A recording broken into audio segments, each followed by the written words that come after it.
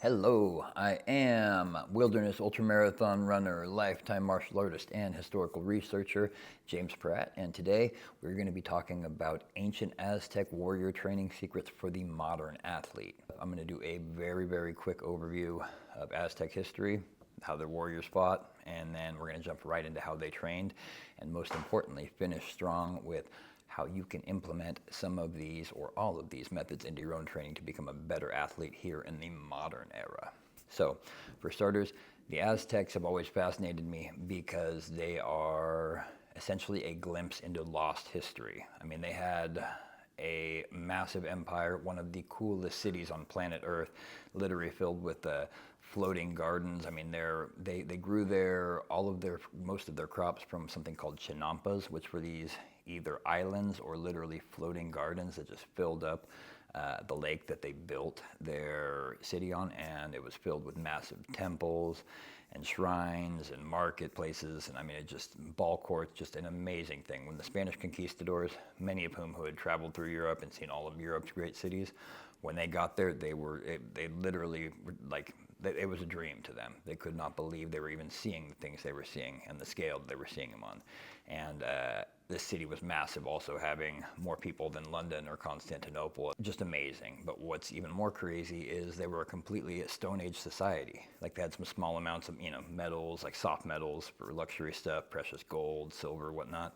But all of their weapons, their technology was all stone. So this offers us a really cool look at what some lost Stone Age empires might have looked like, because for all we know about history and all we've uncovered, there is much more that we do not. And so you can be sure that there are massive empires and kingdoms and all sorts of stuff that we have not discovered yet and will likely never discover. And as we know from places like Göbekli Tepe, these date back to the Stone Age. So looking at the Aztecs and the Incas, these New World empires, it's a really unique opportunity to get a glimpse into, history that is now completely lost. So as far as the Aztec warrior goes, they were amazingly skilled, brave, and strong. And the Spaniards themselves left accounts of what it was like to see these guys fight, and it was just something to behold. Okay, they were extremely fast, extremely agile. They had all sorts of insane mobility. What we would say today is they fought in 360 degrees. So they weren't just marching forward with a spear in a straight line. Like, these guys were twirling and moving, and I mean, they were fighting enemies on all sides of them, and it made them really hard to capture or defeat at the individual level. So one thing to look at with the Aztecs was their weapons. For example, their sword was one of the coolest things that you've ever seen before. So if you take a look here, you'll see that it was essentially just a wooden sword with obsidian blades set into the edges. And this thing was like a chainsaw on the battlefield. I mean, completely fearsome. And the Aztecs were very skilled in their use. They were also very skilled at throwing spears, using darts, throwing darts with the atlatl spear throwers. And then, of course, like everyone else, slings and bows, clubs and axes.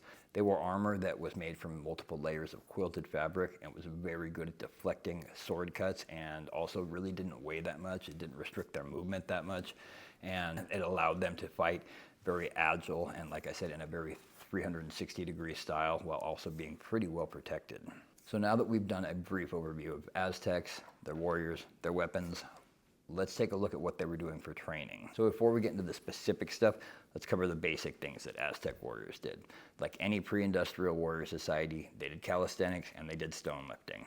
I have looked at literally every warrior society on the planet that we know of that existed before the invention of gunpowder to some degree, and I haven't yet to find a single one that did not do calisthenics or some form of stone and or log lifting. So obviously that sort of training is great. Just lifting stones is literally like basic strongman training. There is no better way to build maximal functional strength for the real world. And calisthenics are a key part of strength conditioning routines of modern athletes, from mixed martial arts to track and field, because they build incredible muscular endurance. They make you extremely resistant to the effects of lactic acid, and they are themselves a great form of overall systemic conditioning.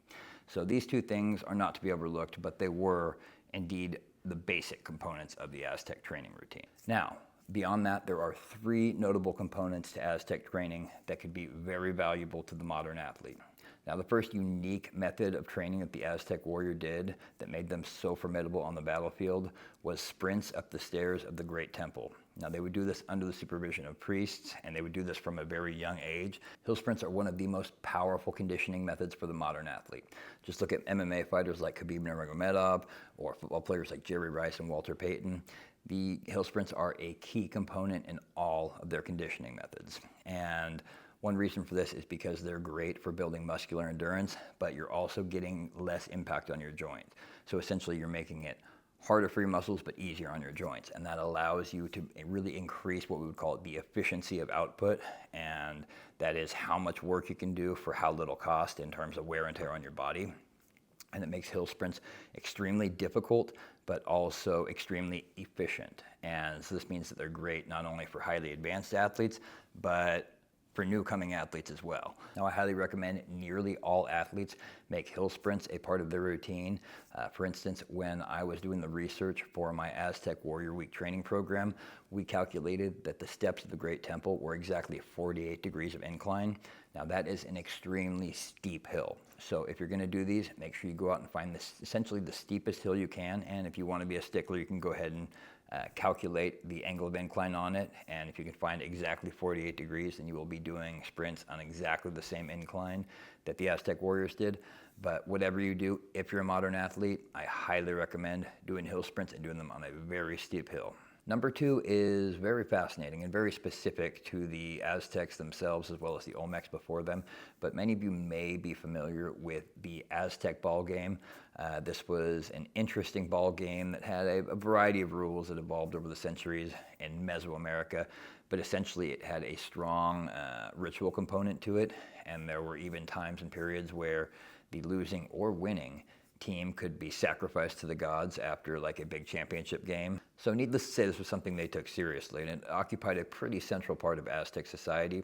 Athletes were well respected, they were famous, they were worshipped. We analyzed all sorts of images and engravings and paintings left behind from the Aztec era to develop a full movement range profile for these athletes, to figure out how they were moving, what they were doing, and to deduce what sort of strength and conditioning routines they were doing. But essentially what they were playing with was an 8-pound solid rubber vulcanized ball. So that's hard rubber, literally the same stuff we make tires from today. And it was 8 pounds. So that's a pretty serious medicine ball, I mean, when you think about it. However, it's obvious that they were also training with heavier weights. They were training with stones too, but also heavier balls that were denser and larger. There's evidence of balls up to 20 pounds in weight. And so these are literally just medicine balls. And they were using these to develop insane levels of rotational strength and explosive power.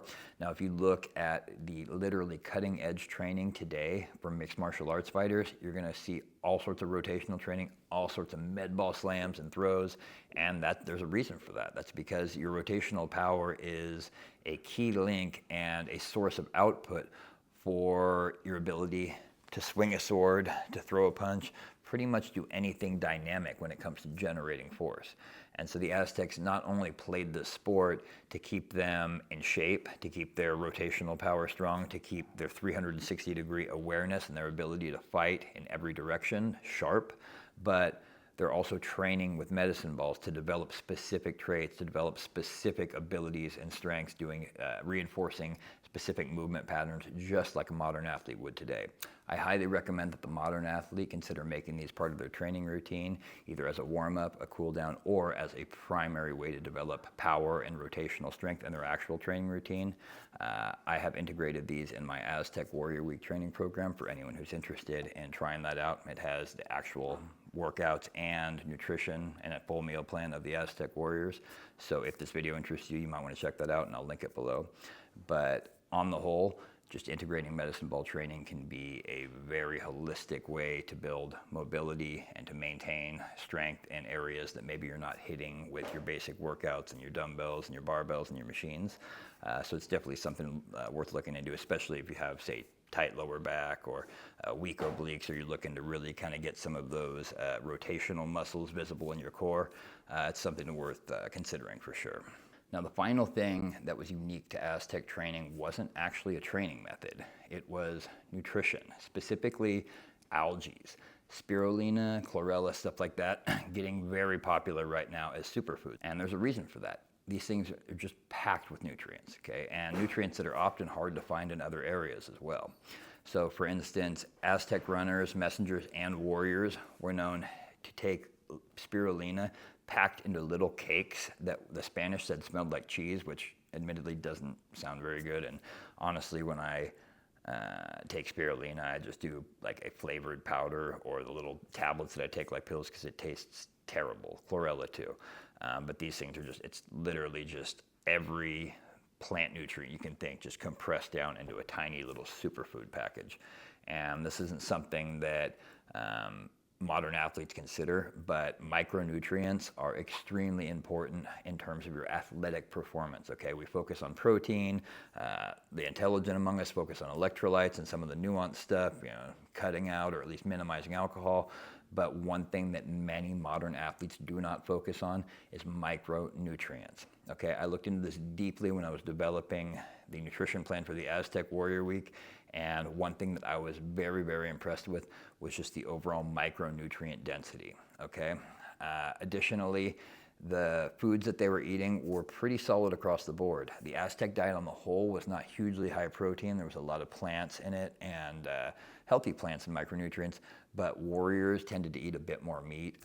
Their primary source of meat being venison, so deer meat, and turkey, because they didn't have cattle yet. Like none of the sheep, the staple crops, many of the staple crops we eat today were not present there before the Spanish brought them. So turkey and deer were their primary protein sources. They also ate some stuff, a good amount of fish because they lived on a lake, and even like some salamanders and some, even a decent amount of insects, stuff like that. So there was a good amount of protein in their diet, but more so in the warrior's diet than say the average farmer. So if you're a modern athlete or someone who's into fitness, or even if you just take your health seriously, I would recommend looking into really increasing the micronutrient density of your nutrition. And one way to do this is to just think again in ratios. So it's like, what is my ratio of micronutrients to calories? So if I'm eating a ho-ho, my calories are going to be high, my micronutrients are going to be low. Conversely, if I'm eating a handful of spirulina tablets, my micronutrients are going to be crazy high, my calories are going to be extremely low. And so this is kind of a balance you want to look to in terms of just staying healthy, but also weight loss, maintaining your physique, staying lean year round, and performing and recovering to your optimal levels as an athlete. So one final way that you can become an elite athlete, become an expert in terms of training, nutrition, and all things physical performance, martial arts, strength, endurance, you name it, is to subscribe to my channel. So make sure you hit the subscribe button below. And those of you who are interested in training like an actual Aztec warrior, I have my Aztec Warrior Week that I will link below. It is fun, it is easy, you can plug it in or stack it with other programs, and it is very inexpensive. So I'll link that below. And again, if you have not subscribed to my channel, do so.